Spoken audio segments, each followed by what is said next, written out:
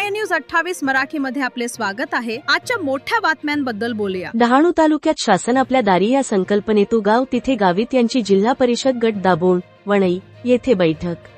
आमदार राजेंद्र गावित, जिल्हा प्रमुख कुंदन संखे, प्रवक्ते केदार काळे, रोहित गावित गटातील सर्व ग्रामपंचायतीचे सरपंच, उपसरपंच, सदस्य तसेच संबंधित अधिकारी पदाधिकारी समवेत उपस्थितीत आढावा।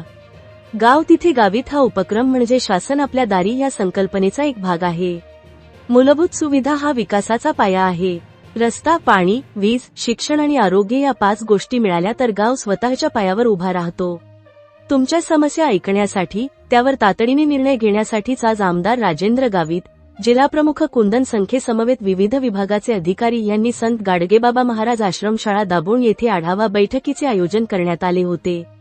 जल जीवन अंतर्गत पिण्याचे पाण्याचे हर घर नल उर्जल, तसेच वीज संदर्भात जीर्ण झालेले पोल, नवीन ट्रान्सफॉर्मर, केबल लाईन, वनपट्टे, वस्ती पाड्यांवर वीज, स्मार्ट मीटर तसेच रस्ते अधिक दळणवळण। पावसाळ्यात मुख्य रस्त्याशी संपर्क तुटतो, शाळा, दवाखाना गाठणे कठीण, एसटी बस येत नाही, पाड्यापर्यंत पक्का डांबरी रस्ता, साकव, छोटे पूल, शालेय विद्यार्थ्यांसाठी एसटी फेऱ्या चारोटी ते चिंचणी करण्याची मागणी करण्यात आली।